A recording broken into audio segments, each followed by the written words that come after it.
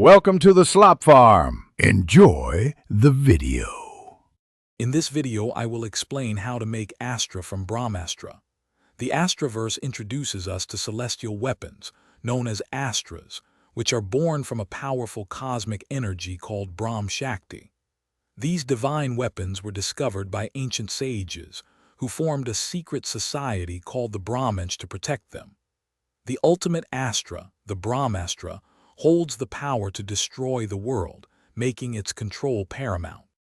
Each individual possesses a unique connection to an Astra, reflecting their inner essence.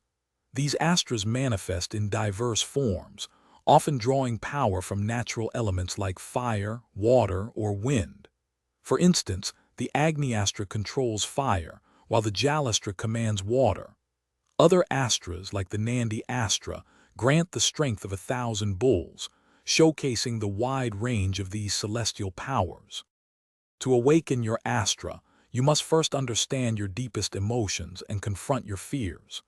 Just as Shiva's Agni Astra was ignited by his love for Isha, a powerful emotional connection can serve as your unique spark.